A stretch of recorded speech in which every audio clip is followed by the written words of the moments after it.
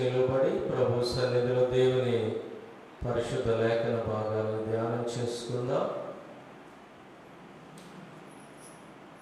కీర్తన గ్రంథము 42వ కీర్తన ఉత్తర ప్రత్యుత్తర రీతిగా చదువుకుందాం.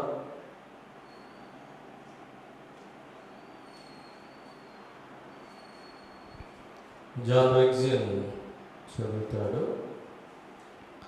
కీర్తనల గ్రంథము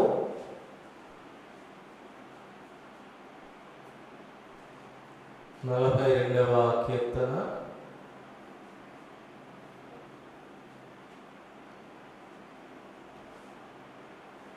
ఉత్తర ప్రత్యుత్తర భాగంగా చదువుకుందాం.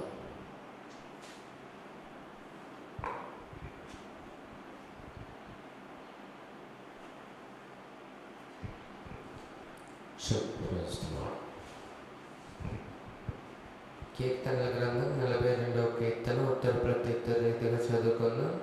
కీర్తనల గ్రంథం 42వ కీర్తన. దుప్పి నీటి వాగుల కొరకు ఆశపడినట్లు దేవాని కొరకు నా ప్రాణము ఆశపడుచున్నది.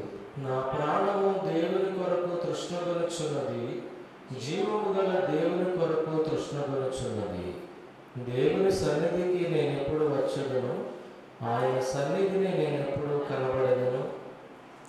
నీ దేవుడు ఏమాయనని వారు నిత్యము నాతో అనుచుండగా రాత్రింబగళ్ళు నా కన్నీళ్లు నాకు అన్నపానములయ్యను. జన సమూహముతో పండుగ చేయుచున్న సమూహముతో నేను వెళ్ళిన సంగతిని సంతోషము కలిగి స్తోత్రములు చెల్లించుచు నేను దేవుని మందిరమునకు వారిని నడిపించిన సంగతిని జ్ఞాపకం చేసుకొనగా నా ప్రాణము నాలో కరిగిపోవచ్చున్నది. నా ప్రాణమా, నీవు వేళ కృంగి ఉన్నావు, నాలో నీ వేళ తొందరపడుచున్నావు. దేవుని యందు నిరీక్షణ ఉంచుము, ఆయనే నా రక్షణకర్త. అనియు నా దేవుడు చెప్పుకొనుచు ఇంకనూ నేను ఆయనను స్తుతించెదను. నా దేవా, నా ప్రాణము నాలో కృంగి ఉన్నది. కావున యోర్దాను ప్రదేశము నుండి, హెర్మోను పర్వతము నుండి, మీసారు కొండ నుండి నేను నిన్ను జ్ఞాపకం చేసుకొనుచున్నాను. నీ జలప్రవాహ దారుల ధ్వని విని కరడును పిలుచున్నది. నీ అలలన్నీయు నీ తరంగములన్నీయు నా మీదగా పొర్లి పారి ఉన్నవి. అయినను పగటి వేళ యెహోవా తన కృప కలుగని ఆజ్ఞాపించును. రాత్రి వేళ ఆయనను గూర్చిన కీర్తనయు నా జీవదాత అయిన దేవుని గూర్చిన ప్రార్థనయు నాకు తోడుగా ఉండును. కావున నీ వేళ నన్ను మరచి ఉన్నావు. శత్రుబాధ చేత నేను దుఃఖాక్రాంతుడనై సంచరించవలసి వచ్చనేమి అని నా ఆశ్రయ దుర్గమైన నా దేవునితో నేను మనవి చేయుచున్నాను. నీ దేవుడు ఏమాయనని నా శత్రువులు దినమెల్లా అడుగుచున్నారు. వారు తమ దోషముల చేత నా ఎముకలు విరుచుచున్నారు. నా ప్రాణమా, నీ వేళ కృంగి ఉన్నావు, నాలో నీ వేళ తొందరపడుచున్నావు. దేవుని యందు నిరీక్షణ ఉంచుము, ఆయనే నా రక్షణకర్త. నా దేవుడు, ఇంకనూ నేను ఆయనను స్తుతించెదను. దేవుడి పరిశుద్ధ వాక్యం దీవించును.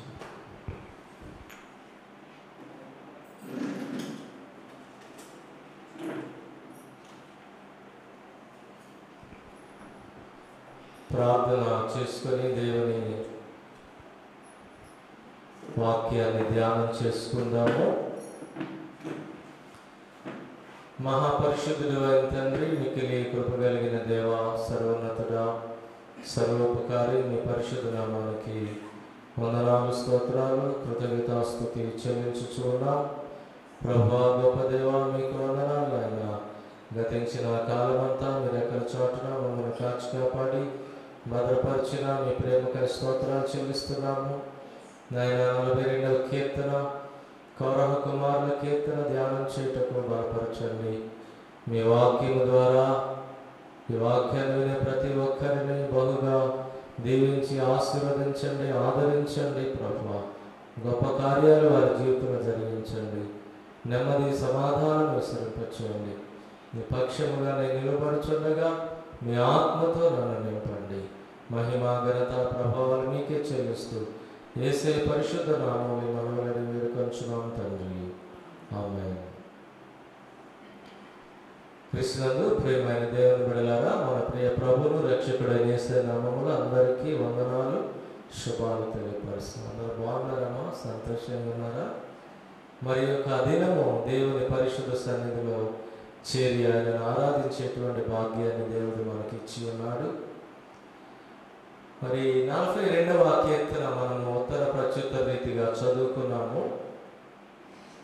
ఇది కోరహు కుమారుల ధ్యానము. చెప్పండి, ఎవరి ధ్యానం ఇది? కోరహు కుమారు.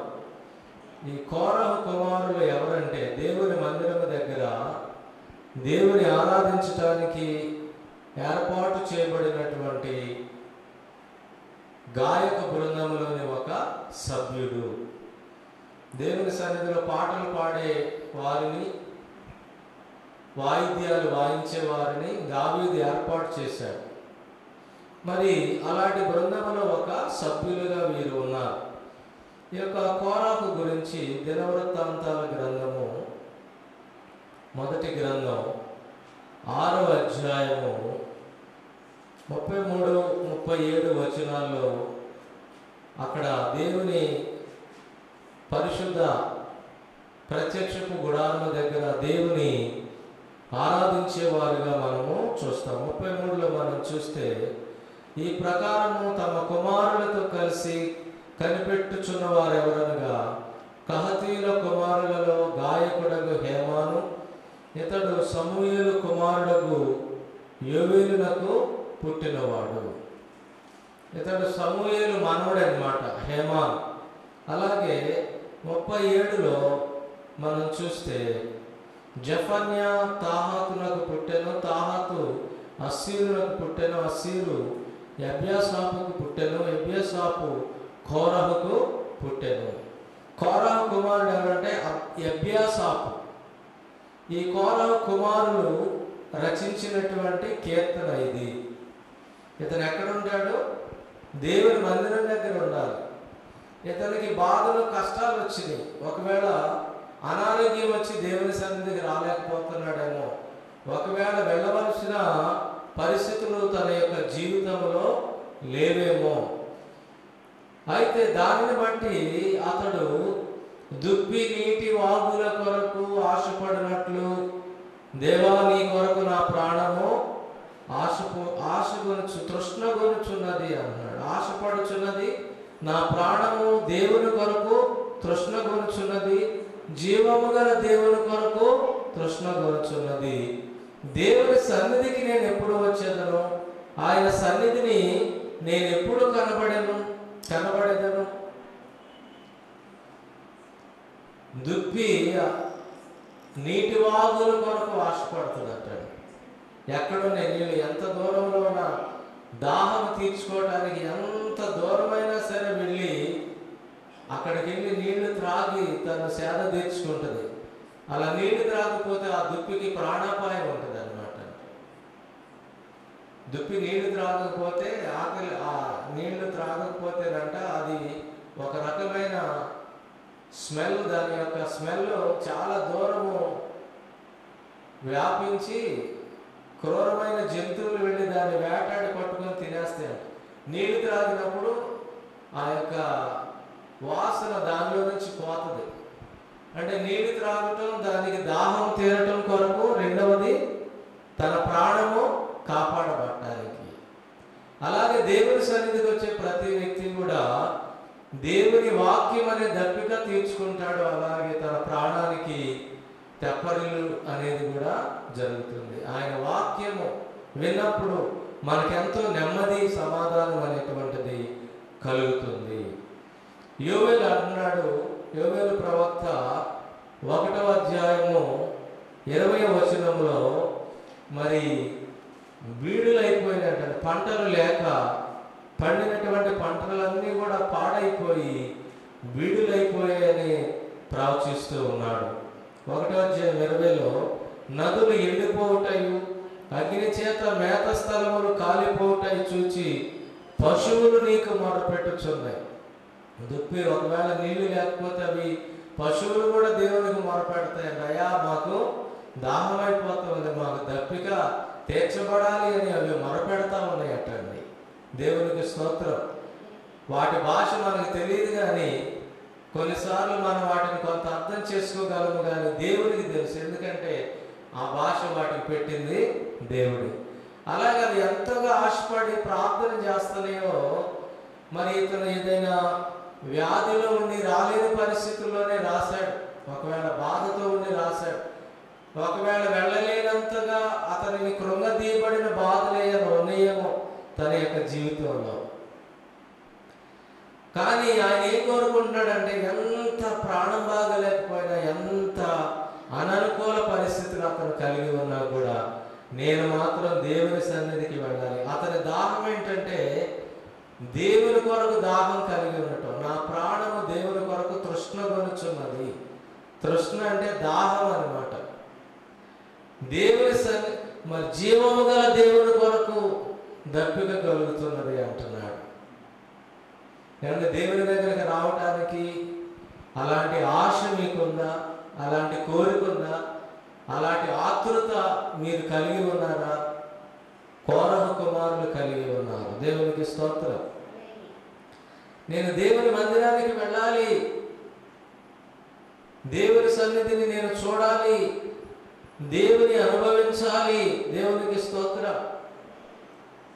వాళ్ళందరూ అంటున్నారంట, నీవు దేవుని మందిరం దగ్గర ఆరాధించే వ్యక్తివే కదా, స్తుతించే వ్యక్తివే కదా, నీవెందుకు వెళ్ళలేకపోతున్నావు? నీవెందుకు ఆరాధన చేయలేకపోతున్నావు? నీవెందుకు ప్రార్థన చేయలేకపోతున్నావు? ప్రజలు అడుగుతున్నారంట, నీ దేవుడు ఏమయ్యాడయ్యా అని వారు నిత్యము నాతో అనుచుండగా, నువ్వు దేవుని మందిరానికి వెళ్ళలేనంతగా ఎందుకు అయిపోయావు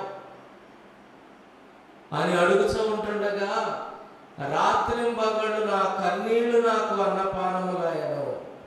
కొన్నిసార్లు ప్రజలు, సమాజము బాధించే మాటలు ఎంతో మనిషిని కృంగదీస్తాయి. కన్నీళ్లు దాని బతుకుతూ ఉన్నాడంటండి. నీ దేవుడు ఏమైపోయాడు? ఆయన ఆరాధించావు కదా, ఆయన సన్నిధికి నువ్వు ఎందుకు వెళ్ళలేకపోతున్నావు? ఆయన స్వస్థపరుస్తాడు కదా, లేకపోతే నీ కోరిక తీరుస్తాడు కదా, నీ వ్యాధిని బాగు చేస్తాడు కదా, కృంగి ఉన్న నీ మనసును లేవనెత్తేవాడే కదా, అయితే ఆయన లేడా? నీ దేవుడు ఏమైపోయాడు మరి అని అడుగుతూ ఉన్నప్పుడు చాలా బాధపడతా ఉన్నాడు అతను. రాత్రి మగడు నా కన్నీళ్లు నాకు అన్నపానములైన. కీర్తనకారుల్లో కూడా కొంతమందికి ఇలాంటి అనుభవం ఉంది. కీర్తనల గ్రంథం 63వ కీర్తన 1వ చరణంలో మనం చూస్తే, దేవా నా మొర ఆలకింపు, క్షమించండి 63 అండి. దేవా నా దేవుడవు నీవే, వేకువనే నిన్ను వెతుకుదును, నీ బలమును నీ ప్రభావమును చూడవలనని పరిశుద్ధాలయమందు నేనెంతో ఆశతో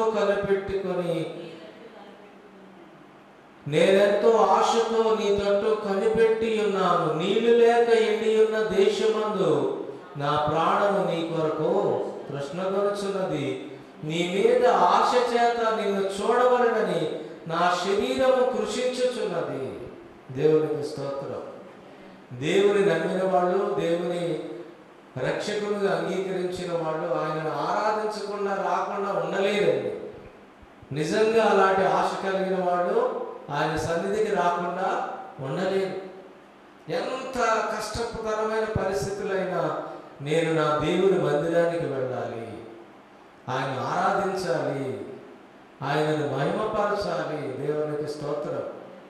కొన్ని మందిరాల్లో 100 సంవత్సరాలు దాటిన వృద్ధులు దేవుని మందిరానికి రావటం కొరకు వాళ్ళ కోసం ఒక ప్రత్యేకమైన ర్యాంప్ ఏర్పాటు చేసి, ఒక బండి ఉంటుందండి, ఇట్లా హాస్పిటల్ ఉంటుంది కదా, దాంట్లో కూర్చోబెట్టి తీసుకొస్తారు. వాళ్ళు కూర్చొని ఆరాధన అయ్యాక నడవలేని పరిస్థితుల్లో కూడా వచ్చేవాళ్ళు ఉన్నారు.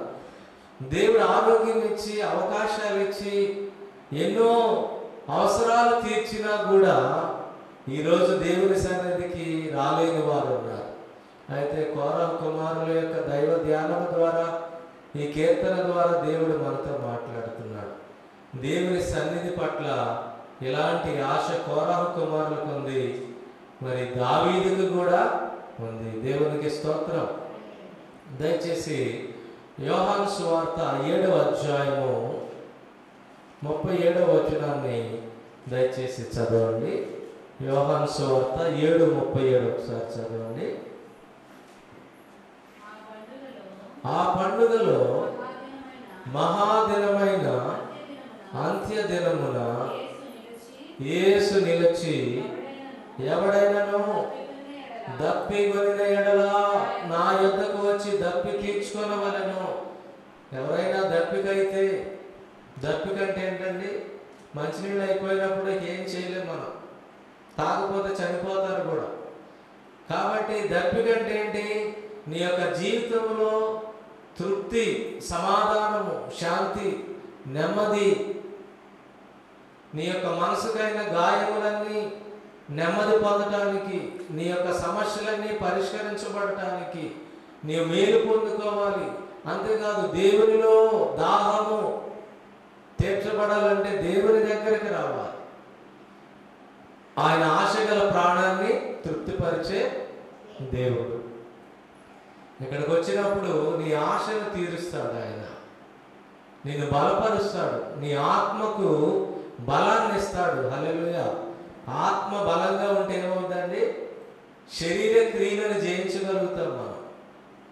ఆత్మ బలహీనం అయిపోతే శరీరాశలే జయిస్తే మనం కృంగిపోతాం,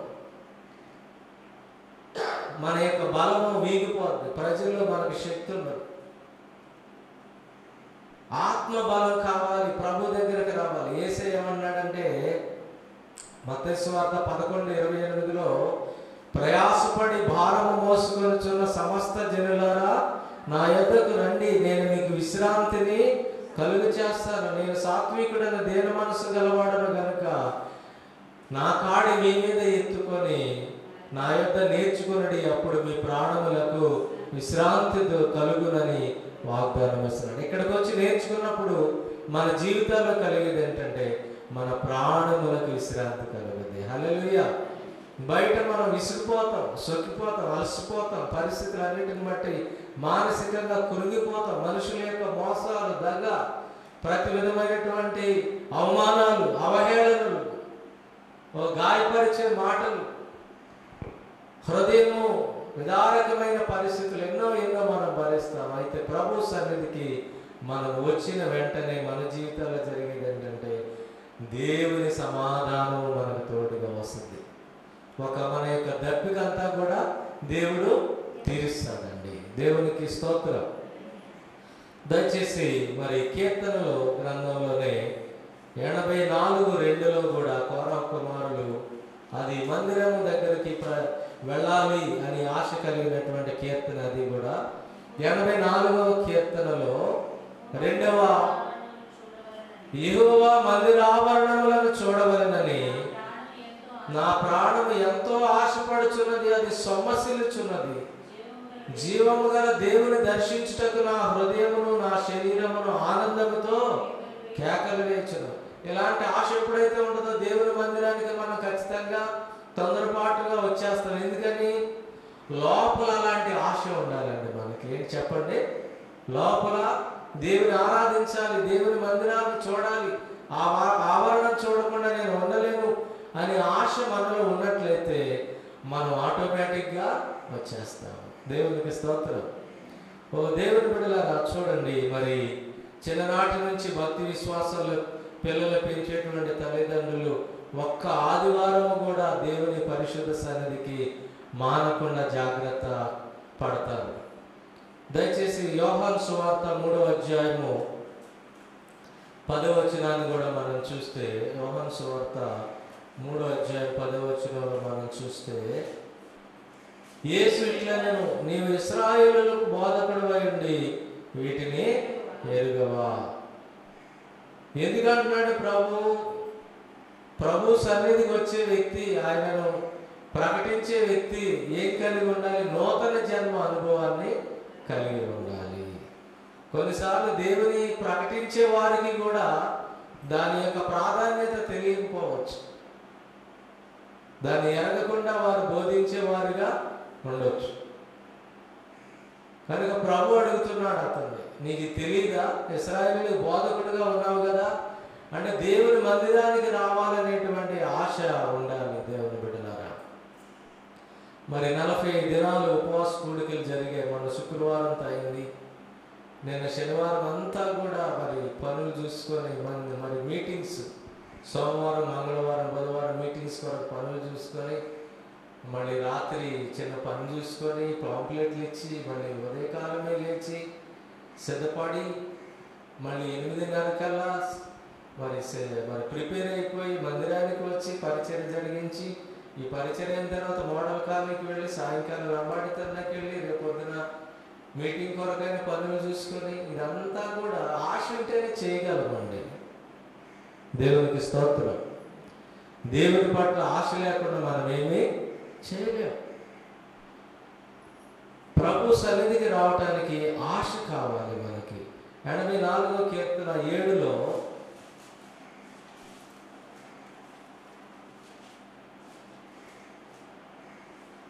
వారు నానాటికి బలాభివృద్ధి పొందుచు ప్రయాణము చేయుదురు. హల్లెలూయా. దేవుని మందిరాభరణాలు చూడాలని వచ్చే వాళ్ళందరూ కూడా ధన్యులంట. చూడండి, దేవుని మందిరం వెళ్ళటానికి ఆయన యొక్క ప్రాణం కేకలు వేస్తున్నాడు. వెళ్ళు వెళ్ళు, నువ్వు వెళ్ళు, మందిరానికి వెళ్ళు, నా ప్రాణానికి నెమ్మది కావాలి అని కేకలు వేస్తా ఉంటే అక్కడ జరిగింది ఏంటో తెలుసా? 4వ వచనం నుండి చదువుతాను. నీ మందిరమునందు నివసించు వారు ధన్యులు, వారి నిత్యము నిన్ను స్తుతించుదురు. నీ వలన బలమునందు మనుషులు ధన్యులు. ఇక్కడికి వస్తే నువ్వు దేవుని స్తుతిస్తావు, నిత్యం స్తుతించే అనుభవంలోకి వస్తావు. ఇక్కడికి వస్తే దేవుని సన్నిధిలో నీకు కలిగేది ఏంటంటే దేవుని వలన నీవు బలాన్ని పొందుకుంటావు. దేవునికి స్తోత్రం. అలా బలం పొందుకున్న నీకు ధన్యత, ధన్యులు అంటే ఆనంద జీవులని దాని యొక్క అర్థమైనది. యాత్ర చేయు మార్గములు వారికి అతి ప్రియములు, వారు బాకాలు నిలబడి వెళ్ళొచ్చు, దానిని జలమయముగా చేయుదురు, తొలకని వారు దానిని దీవెనలతో కప్పును. ఇక్కడ నుంచి అందరూ చెప్పండి. వారు నానాటికి బలాభివృద్ధి నొందుచు ప్రయాణము చేయుదురు, వారిలో ప్రతివాడును సియోనులో దేవుని సన్నిధిని కనబడును. హల్లెలూయా. నానాటికి బలం వస్తుందంట. దేవుని సన్నిధికి వస్తే ఏమవుద్ది? అందుకే దేవుని మందిరానికి క్రమంగా వచ్చేవాళ్ళు వృద్ధాప్యం వరకు కూడా బ్రతుకుతారు. వృద్ధాప్యంలో కూడా మంచి ఆరోగ్యాన్ని కలిగి ఉంటారు. కారణం ఏంటంటే ఇక్కడ దేవుడిచ్చే బలం. దేవునికి స్తోత్రం. ఆదివారం కూడా వ్యాపారాలు చూసుకొని, ఆదివారాలు కూడా సొంత కార్యక్రమాలు చూసుకునే వాళ్ళు ఎలా బలం పొందగలుగుతారు? ఆరాధనకు వస్తే దేవుని బలం, దేవుని బలం, మనుషుల బలం కాదని. హల్లెలూయా. దేవుని బలాన్ని పొందుకుంటారు. వారు నానాటికి బలం పొందుకుంటారు, బలాభివృద్ధి నొందుచు ప్రయాణం చేస్తారు. అంటే ప్రయాణం అంటే ఏంటి? జీవిత యాత్ర. నీకు ఎన్ని సంవత్సరాలు అంటే యాకోబు అంటాడు, నేను ప్రయాణము చేసిన సంవత్సరాలు, ప్రయాణం చేసిన దినాలు. ఇవన్నీ ఏంటి? మనం ప్రయాణం చేసిన దినాలు. సంవత్సరానికి 365 రోజులు అండి. 10 సంవత్సరాలు బ్రతికితే 365 ఎంత అండి?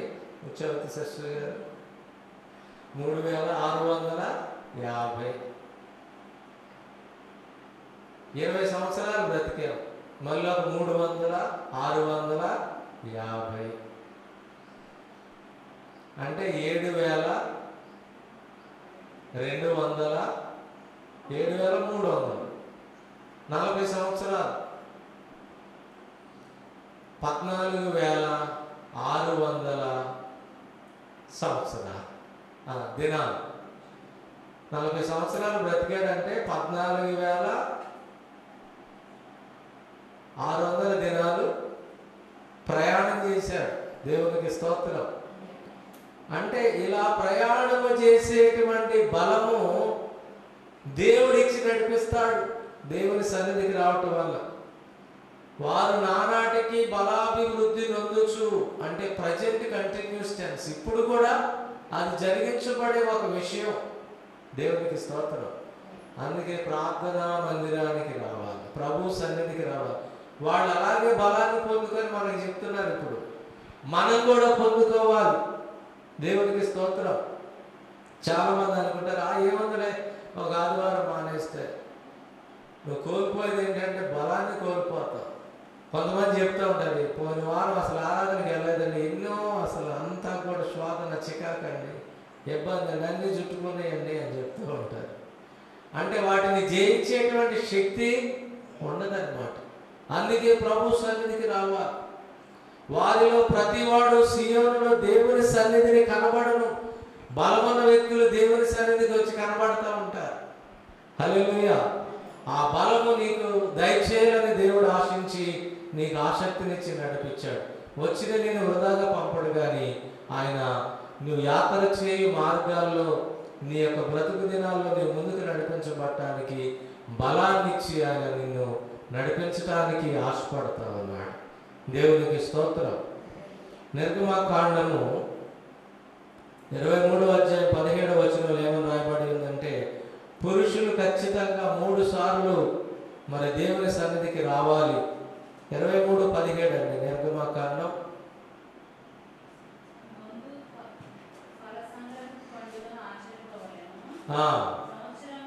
సంవత్సరమునకు 3 మారులు పురుషులందరూ ప్రభు అయిన యెహోవా సన్నిధిని కనబడవలెను.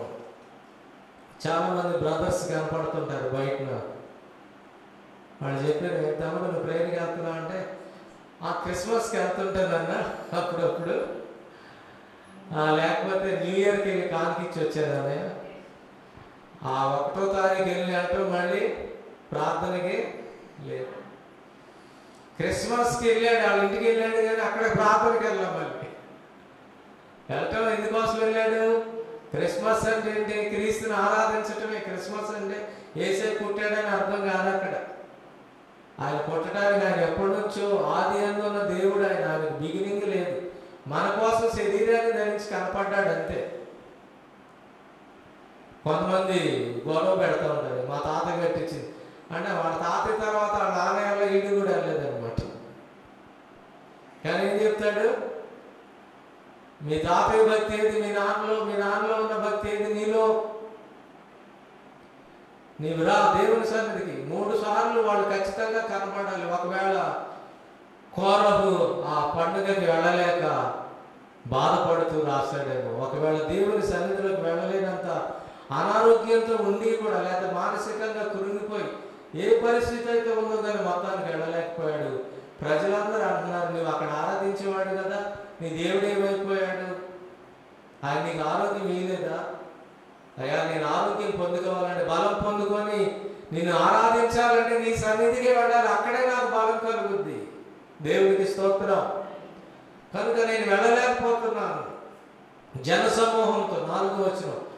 అయితే ఇది ఖచ్చితంగా పండుగలోకి వెళ్ళకపోవటం వల్లనే బాధపడుతూ రాసిన కీర్తనగా మనం చెప్పుకోవచ్చు. 4వ వచనాన్ని బట్టి చూస్తే, జన సమూహముతో పండుగ చేర్చిన సమూహముతో నేను వెళ్ళిన సంగతిని సంతోషము కలిగి స్తోత్రములు చెల్లించుచు నేను దేవుని మందిరమునకు వారిని నడిపించిన సంగతిని జ్ఞాపకం చేసుకొనగా నా ప్రాణము నాలో కలిగిపోవచ్చున్నది.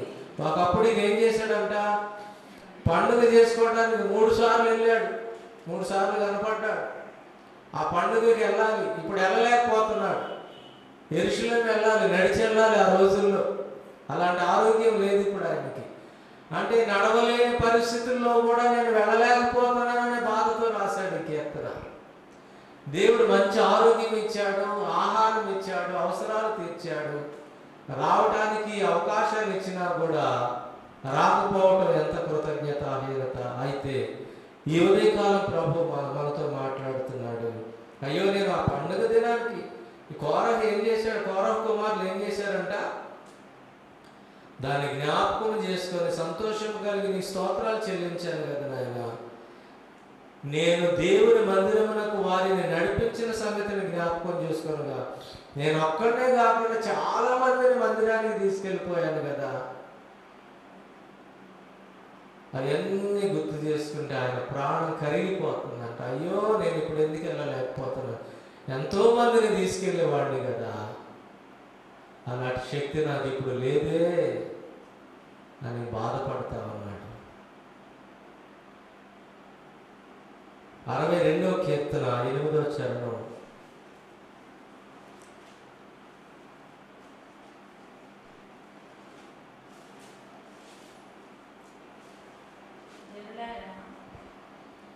జనులారా ఎల్లప్పుడూ ఆయన యందు నమ్మిక ఉంచుడి, ఆయన సన్నిధిని మీ హృదయములు కుమ్మరించుడి. దేవుడు మనకు ఆశ్రయము. దేవునికి స్తోత్రం. ఆయన సన్నిధికి వచ్చి ఆయన సన్నిధిలో నీ హృదయాన్ని కుమ్మరించే వ్యక్తిగా నీ ఉండాలి. దేవునికి స్తోత్రం. ఇక్కడ ఈ కీర్తనలో అతని యొక్క ఆశ, దేవుడు ఏమైపోయాడయ్యా, నీ దేవుడు ఏమైపోయాడు, నీ దేవుడు ఎక్కడున్నాడు అని అడుగుతా ఉంటే చాలా బాధపడిపోయాడు. నేను అలా వెళ్ళాను కదా, అంతమందిని తీసుకెళ్ళాను కదా, ఇప్పుడు వెళ్ళలేకపోతున్నాను, నా దేవుడు ఏమైపోయాడని అడుగుతా ఉన్నారు ప్రజలు. 80వ కీర్తన 5లో కన్నీళ్లు వారికి ఆహారముగా ఇచ్చుచున్నావు, విస్తారమైన కన్నీళ్లు నీవు వారికి పానముగా ఇచ్చుచున్నావు. అయా మమ్మల్ని రక్షించిన ఆయన, మాకు సహాయం చేయి, నీ కోపము మా మీద మండనివ్వకయ్యా, ఆరోగ్యం ఇచ్చి మమ్మల్ని మాకు సహాయం చేయి, మాకు జయము అని ప్రార్థన చేస్తున్నారు. 102వ కీర్తనలో 9వ చరణం.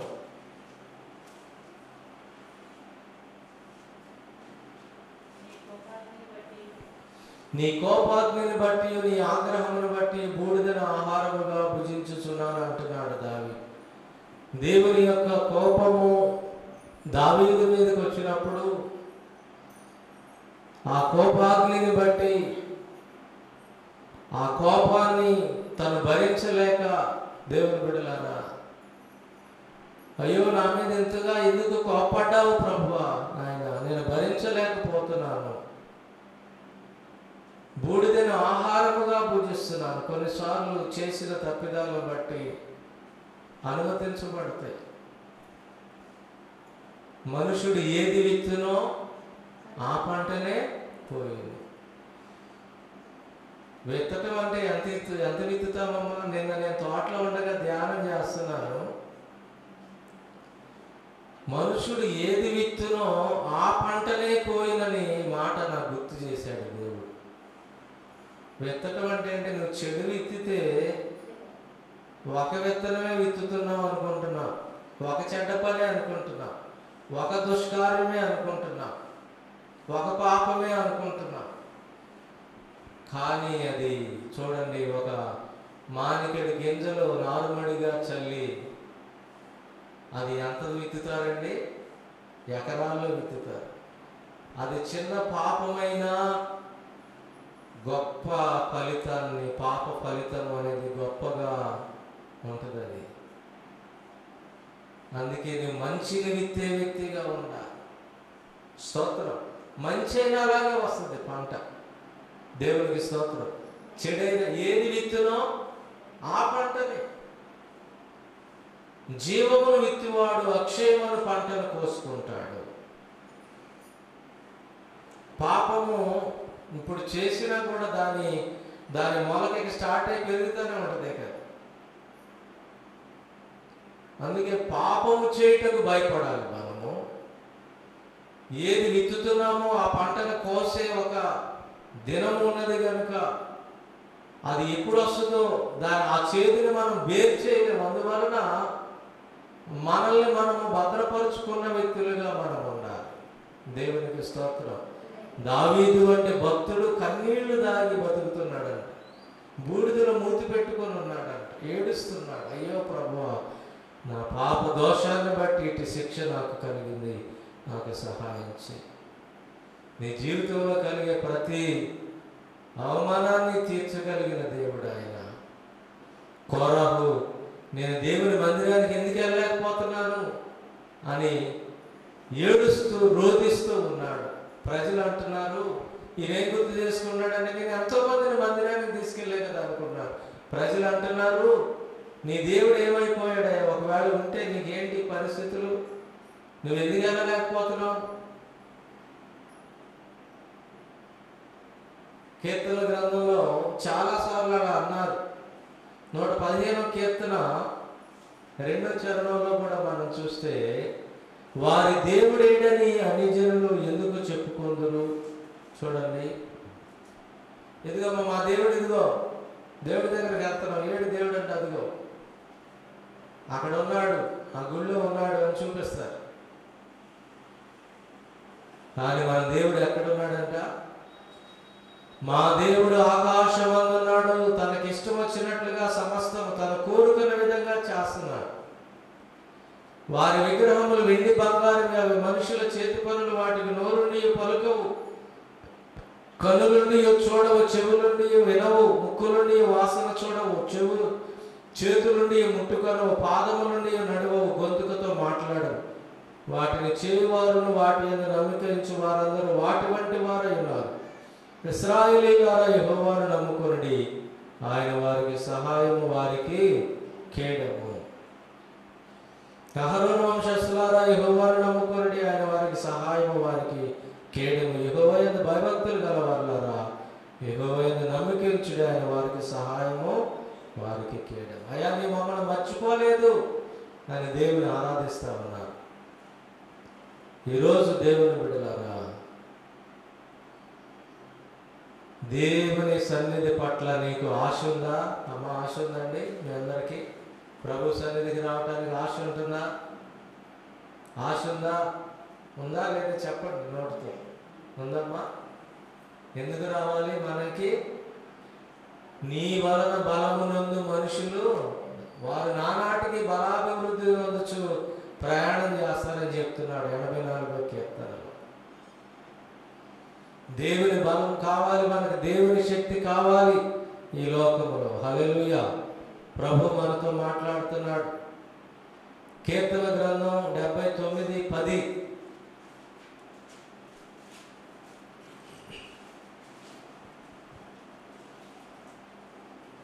వారి దేవుడు ఎక్కడున్నాడని అన్ని జనులు పలుకనేలా, మేము చూచుచుండగా వార్చబడినని సేవకుల రక్తమును గురించి ప్రతిదండన జరిగినట్లు అన్ని జనులకు తెలియబడనేమో.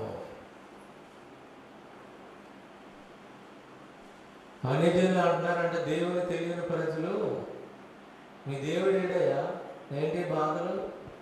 మీ దేవుడేడి అంటే, మేము చూచుచుండగా వార్చబడినని సేవకుల రక్తమును గురించి. సేవకులను చంపారంట వాళ్ళు. మేము చూసేటప్పుడే ఆ ఎవరైతే సేవకుల యొక్క రక్తాన్ని ఒలికించారో వాళ్ళకి ప్రతిదండనను ఏ అన్ని జనుల నుంచి అయితే జరిగించారో వాళ్ళు చూడాలి. ఆ దేవుని యొక్క ఉగ్రత అనేది మాట్లాడుతున్నాడు కీర్తనకారుడు. దేవునికి స్తోత్రం. దేవుడు మనతో మాట్లాడుతున్నాడు. మన దేవుడు ఏంటని అంటున్నారు. మళ్ళీ నేను 3వ వచనంలోనికి వెళ్ళాను. 4వ వచనంలో ఏంటండి? 42వ కీర్తనలో, పండుగ చేయడానికి నేను వెళ్ళలేకపోతున్నాను, అనేక మందిని తీసుకెళ్ళాను కదా, ఒకప్పటి ఆసక్తి నాలో ఇప్పుడు కూడా ఉంది కానీ నేను వెళ్ళలేకపోతున్నాను, బాధపడుతున్నాను. ఒకప్పటి స్థితి జ్ఞాపకం చేసుకున్నాను. ఒకప్పుడు నేను ఎంత బాగున్నాను కదా, ఇప్పుడు నా స్థితి ఇలాగుందేంటి, ఇలాంటి పరిస్థితుల్లో నేను ఉన్నానేంటి అని బాధపడతా ఉన్నాడు. యోబు గ్రంథం 30వ అధ్యాయము 16వ వచనము మనం చూస్తే, యోబు గ్రంథం 30:16 అండి. నా ఆత్మ నాలో కరిగిపోయి ఉన్నది, ఆపద్దినములు నన్ను పట్టుకొని ఉన్నవి. శ్రమ వచ్చినప్పుడు ఆత్మ కుంగిపోతుంది అనమాట. కృంగిపోయి లేవనెత్తలేని స్థితిలోకి వెళ్ళిపోతుంది. ఆపద దినాలు ఆయన పట్టుకొని అంట, వదలలేదంట. ఆపదలోనే ఉన్నాడు యోబు. పరిశుద్ధాత్మ దేవుడు మనకి తెలియచేస్తా ఉన్నాడు. విలాప వాక్యముల గ్రంథం 2:19 కూడా మనం చూస్తే, ఇర్మియా తర్వాత ఉంటుంది, యెహెజ్కేలుకి ఇర్మియాకి మధ్యలో విలాప వాక్యముల గ్రంథం 2:19 మనం చూస్తే, నీవు లేచి రేయి మొదటి జామున మొరపెట్టుము, నీళ్లు కుమ్మరించినట్లుగా ప్రభు సన్నిధిని నీ హృదయమును కుమ్మరించుము. నీ పసిపిల్లల ప్రాణము కొరకు నీ చేతులను ఆయన తట్టు ఎత్తుము. ప్రతి వీధి మొగను ఆకలుగని వారు మూర్ఛిల్లుచున్నారు. నేను చాలాసార్లు చెప్పాను మందిరంలో, మీ పిల్లల కోసం మాత్రమే మీరు ఒక 10 నిమిషాలు ప్రార్థన చేయండి మా తల్లులారా అని చెప్పానా? చేశారా? ఎప్పుడో మర్చిపోయారు మీరు. 10 నిమిషాలు రోజుకి. ఏమో నేను ఎప్పుడు చూడలే. అలాగా నేను చెప్పింది 10 నిమిషాలు మీ పిల్లల కొరకే, వాళ్ళ రక్షణ కొరకే ప్రార్థన చేయాలి. అందరి కోసం చేస్తున్నారండి బాబా గారు. అది వాళ్ళ కొరకు ప్రత్యేకముగా టైంని కేటాయించి చేయండి. స్తోత్రం. ఎందుకని చెప్పండి? మొరపెట్టుము అంటున్నాడు, ఆజ్ఞాపిస్తున్నాడు దేవుడు. ప్రార్థన చేయండి. నీళ్లు కుమ్మరించినట్లు ప్రభు సన్నిధిని నీ హృదయాన్ని కుమ్మరించు. హృదయం దుఃఖంతో నింపబడి కన్నీళ్లతో ప్రార్థన చేయాలి. వాళ్ళ దగ్గర మోకరించి ప్రార్థన చేసి, మరి తల్లులు ప్రార్థన దేవుడు పిల్లల విషయంలో విని ఎంతోగానో వాళ్ళని ఆశీర్వదిస్తాడు, వాళ్ళని మారుస్తాడు. గొప్ప కార్యాలు వారి జీవితాల్లో వారు పొందుకోవటానికి దేవుడు సహాయం చేస్తాడు. దేవునికి స్తోత్రం. మళ్ళీ మన 84వ కీర్తనలోకి వద్దాం. నా ప్రాణమా నీవు ఎలా కృంగి ఉన్నావు? 5వ వచనం, కీర్తన 42:5. నాలో నీవేళ తొందరపడుచున్నావు, దేవుని యందు నిరీక్షణ ఉంచుము. ఆయనే నా రక్షణకర్త, నీవు నా దేవుడని చెప్పుకొనుచు, ఇంకనూ నేను ఆయనను స్తుతించదను. దేవునికి స్తోత్రం. అయ్యా, నేను ఇంత కృంగిపోయినా కూడా నన్ను రక్షించే దేవుడవు నీవే, నన్ను లేవనెత్తు దేవుడవు నీవే, నా రక్షణకర్తవు నీవే ప్రభువా. దేవునికి స్తోత్రం. ఇంకా నేను స్తుతిస్తాను. లేవలేని పరిస్థితుల్లో అయినా సరే, ఆయన సన్నిధికి వెళ్ళలేని పరిస్థితుల్లో కూడా వెళ్ళాలని ఆశ కలిగి ఆయనను నేను ఆరాధిస్తాను. ఎందుకంటే ఆయన నా రక్షణకర్త, నా దేవుడు. ఇంకా నేను ఆయన స్తుతిస్తాను. 11వ వచనం కూడా ఇదే కీర్తనలో మనం చూస్తే, నా ప్రాణమా నీవేళ కృంగి ఉన్నావు, నాలో నీవేళ తొందరపడుచున్నావు, దేవుని యందు నిరీక్షణ ఉంచుము. ఆయనే నా రక్షణకర్త, నా దేవుడు, ఇంకను నేను ఆయనను స్తుతించదను. దేవునికి స్తోత్రం. ఇంకా నేను స్తుతిస్తానంటా ఉన్నాడు. 43వ కీర్తనలో 43:5, నా ప్రాణమా నీవేళ కృంగి ఉన్నావు, నాలో నీవేళ తొందరపడుచున్నావు, దేవుని యందు నిరీక్షణ ఉంచుము. ఆయన నా రక్షణకర్త, నా దేవుడు, ఇంకనూ నేను ఆయనను స్తుతించు. ఇదే కోరా కుమారులు మళ్ళీ చెప్తా ఉన్నారు, అయ్యా ప్రభువా నేను ఎంతగా కృంగిపోయినా. 42లో కీర్తనలో చెప్పింది 43లో కూడా చెప్తున్నాడు. యేసు ప్రభువు కూడా సాక్షాత్తు దేవుడు ఈ లోకానికి వచ్చినప్పుడు కూడా ఆయన కూడా శరీరంలో బాధను అనుభవించాడు. మనకు రావటం పెద్ద విషయం కాదండి. మత్తయి సువార్త 26వ అధ్యాయం 38లో దేవుడు అంటా ఉన్నాడు. 26వ అధ్యాయం 38వ చరణం 38వ వచనం, అప్పుడు యేసు మరణమగునంతగా నా ప్రాణము బహు దుఃఖములో మునిగి ఉన్నది.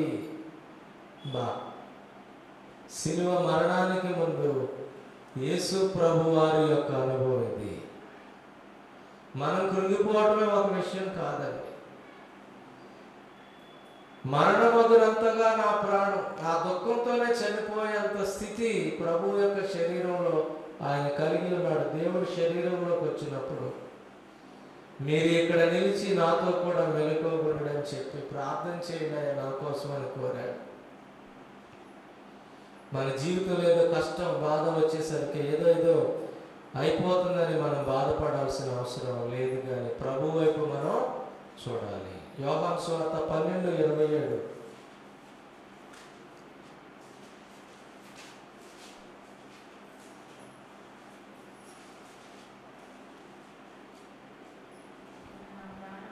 ఇప్పుడు నా ప్రాణము కలవరపడుచున్నది, నేనేమందును, ఇది తండ్రి, ఈ గడియ తటస్థింపకుండా నన్ను తప్పించుము. అయినను ఇందుకోసమే నేను ఈ గడియకు వచ్చింది. అయ్యా తప్పించు అన్నాడు, కానీ అయినా ప్రభువా దీనికోసమే వచ్చాను కదా. ప్రాణము కలవరపడే ఎంతగా హింసించబోతున్నారో ఆయనకి తెలిసి తండ్రికి మొరపెడతా ఉన్నాడు. ఆయనకు తెలిసి ఈ భూమి మీద మనుషులకి ఎంత కష్టాలు ఉంటాయో, నష్టాల్లో వాళ్ళ పరిస్థితులు ఎలా ఉంటాయో, బాధలు వారి పరిస్థితులు ఎలా ఉంటాయో, కృంగి ఉన్న పరిస్థితులు వాళ్ళ బాధలు ఎలా ఉంటాయో దేవునికి పూర్తిగా తెలుసు. మనుషులు శత్రువులై, మేలు చేసిన వారి శత్రువులై ఎంతగా కీడు చేస్తారో ఎరుగని దేవుడు కాదాయన. నీ బాధను, కష్టాన్ని, వేదనను తీర్చగలిగిన వాడు ఆయన మన ప్రభు. దేవునికి స్తోత్రం. యోనా జీవితంలో కూడా ప్రవక్తే, కానీ తప్పిపోయినప్పుడు అతను కూడా శ్రమ పొందాడు. యోనా గ్రంథం 2వ అధ్యాయము 7వ వచనంలో మనం చూస్తే ప్రార్థన చేస్తాడు. చాప కడుపులో నుండి ప్రార్థన చేస్తాడు యోనా.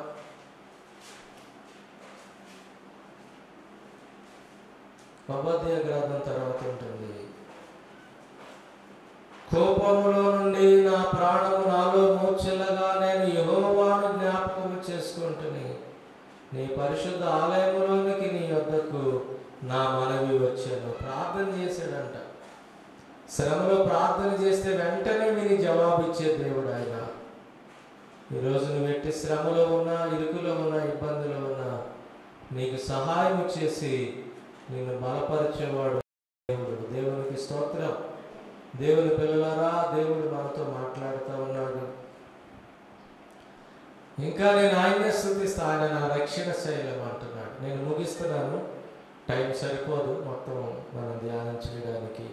చివరిగా 18వ కీర్తన 2వ చరణంలో 1-2 కూడా చదువుతాను చూడండి. యెహోవా నా బలమా, నేను నిన్ను ప్రేమించుచున్నాను. ఆ యెహోవా నా శైలము, నా కోట, నన్ను రక్షించువాడు, నా కేడము, నా రక్షణ శృంగము, నా ఉన్నత దుర్గము, నా దేవుడు, నేను ఆశ్రయించి ఉన్న నా దుర్గము. దేవునికి స్తోత్రం.